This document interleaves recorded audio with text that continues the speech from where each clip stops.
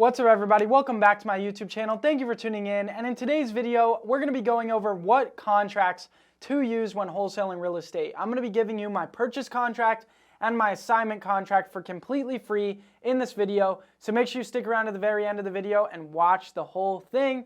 Also, if you're not already subscribed, make sure you go down below, hit the red button and subscribe to the channel. It helps me reach more people and impact more lives, so I'd really appreciate it if you subscribe. But other than that, let's get right into the video.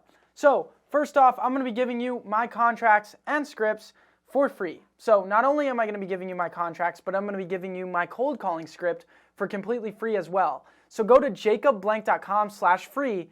There's a link in the description for this as well. Fill out your information and click download, and you will be able to download my purchase contract, my assignment contract, and my cold calling script for completely free. So now let's check it out. Let's go over my purchase contract. So this is the exact contract you're going to be wanting to use when sending to a seller to sign for you to get a property under contract. That's the purchase contract. And then the assignment contract, which I'll show you next, is the exact contract that you're going to want to use when you are signing to sell the deal to a cash buyer. So first, let's talk about this purchase contract. So this is how it's made, and this is how it's meant to be filled out. So this agreement is made between, you're going to put the seller's name here, and they're the seller, and you, the buyer. So you'll put your name or your company there. These are the buyer and seller, and they shall jointly be referred to as the parties. Next, description of the premises. This is where you're going to type in the address right here. Okay, you're going to put the address right there, and then it says description as follows. You're buying their property in as-is condition for cash, so that's why it says as-is condition. But then there's a description of what the seller needs to leave behind with the property. So just because you're buying it as-is condition and for cash doesn't mean that they can take everything. They need to leave the trees, windows, blinds, and stuff like that. Things that are permanently attached to the property, the seller can't take, is what it's saying right there. Then the purchase price. You're going to need to put the purchase price in right there, and then put the purchase price in right there again. We like to show the purchase price twice because the sellers like the purchase price. So that's why we show them it twice. Then you're going to want to put earnest money. The minimum amount of earnest money you can put is $10. I recommend doing $100. Normally sellers don't really have an issue with you only putting $100 earnest money. And also with this contract, you can't lose your earnest money. There's no risk with the contract. But again, do your own due diligence. This is not legal or financial advice. These are just the contracts that I use when it comes to wholesaling real estate. So next, we have the terms. The closing costs, attorney fees, title fees are to be paid by the buyer, because when you're doing wholesaling, you tell the seller, we're buying an as-is condition for cash and we're going to pay all the closing costs. Any taxes, liens, encumbrances, mortgage, judgments against the property are to be paid by the seller. So if the seller owes on the mortgage or if the seller has a lien against the property, they're going to be responsible for that. This contract can be extended for 30 days if it needs to be. The property is sold as is with no warranties implied. Seller is to provide buyer with permission to access the property for purposes such as evaluation. And if the property is vacant, seller can provide the buyer with a key. So this term right here gives you the ability to walk through the property, so that way you can get pictures of the property, and so you can also walk cash buyers through the property when trying to sell the deal. Next, it says this agreement is contingent on the seller providing clear title. And then it also says seller agrees to let buyer file a memorandum of sale on the property, so that way you're able to file a record with the county that they entered into a deal with you, so that way they can't just go sell to anybody else. So this gives you the ability to protect your interest in the contract. Next, this offer is subject to financial partners' approval. Number 7 is very important. Number 7 gives you the ability to cancel this contract at any time. So a lot of new wholesalers are wondering, well, what if I can't sell the deal? What do I do? Well, you would just tell the seller, due to term number 7, we aren't able to purchase the property because our financial partners did not approve. Next, 8, a title report and survey will be ordered, meaning a title search will be ordered by the title company that's going to conduct the transaction. Next, any changes must be made in writing. So any changes to this agreement must be made in writing. 10, seller agrees to let buyer market the property on the following services. So this allows you to market the property to cash buyers. Defects, seller warrants the property is free from hazardous substances. So this means that the seller, isn't cooking up drugs in the property and dealing with acid and this and that, stuff like that. the seller's warranting to you. Insurance. So this term's in there, so God forbid if the property burned down while you had it under contract, you could inherit their insurance policy and still buy the deal if it makes sense. Risk of loss, same things. If it's damaged, the same thing, we can inherit insurance policy and insurance proceeds. No judgments.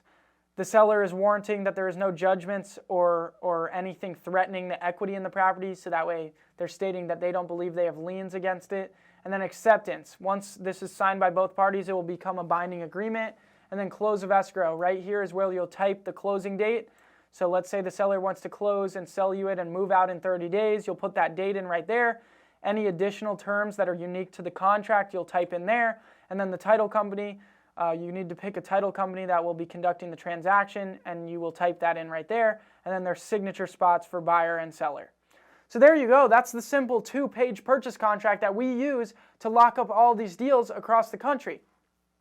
So make sure you use this contract when locking up deals. Next, let's check out our assignment contract. So this is the exact contract that we use when we are selling the deal to a cash buyer.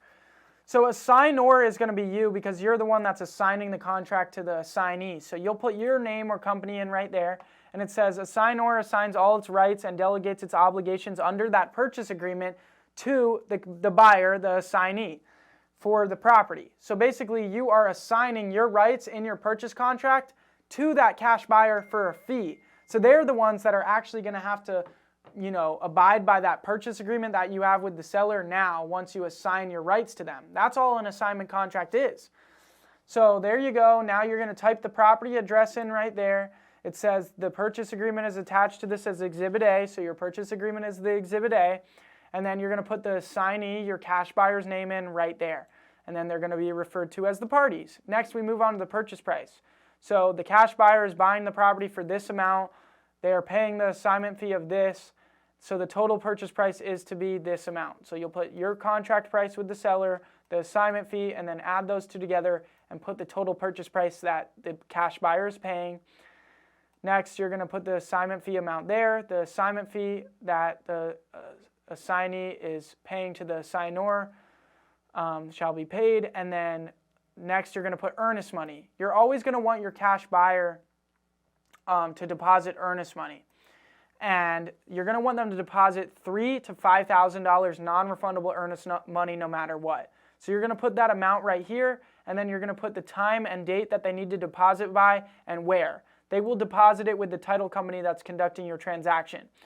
So now once they deposit that earnest money, you have a solid locked-in deal, because if they back out of the deal, the cash buyer backs out of the deal, they're going to be forfeiting that earnest money because it's non-refundable and it's going to be going into your pocket. So that part talks about earnest money. And then closing, it talks about the closing date. So whenever your buyer is going to close on the deal, you'll put that closing date in right there. And then if they don't close, it talks about how you can cancel with them and how they will be penalized if they don't close on the deal like they said they were going to. And then counterparts, it says electronic signatures or in-person signatures shall be counted as original signatures. Remedies, if there's a dispute between this, the assignee, you, will get to collect the earnest money from the buyer. Entire agreement, the entire agreement plus any attachments is the total agreement. Once this is signed by both parties, it is effective and it is a binding legal agreement. Other terms, this is basically saying that they can't go around you and go to the seller, and they need to do their due diligence before they sign this, and that they hold you harmless. So they can't blame anything on you because you're not warranting anything about the property. You're just selling it to them in as is. You don't know anything about it, and they need to do their own due diligence. And then it's saying right here, this contract is non-assignable. You're going to want that in there if you don't want your cash buyer to just go ahead and reassign the contract and sell it to somebody else. So if you want them to be your actual end buyer and not just sell the deal to another cash buyer, make sure you put that in there. But there you go. You just send this off to your cash buyer. You sign it, they sign it. Now you have the deal sold. And you'll just send over that purchase contract and this assignment contract to title. And there you go. Now you have your contracts and you're ready to close your first wholesale deal. So that being said, I hope this was helpful. So that way you know what contracts to use when it comes to wholesaling real estate. Make sure you go download these contracts at jacobblank.com/free. There's a link in the description for you to go download these contracts. But other than that, I hope this was helpful. If you liked the video, make sure to hit the like button. Also, go down below, hit the red button, and subscribe to the channel. It helps me reach more people and impact more lives. So I'd really appreciate it if you go subscribe. Other than that, I'll see you guys next time. Peace.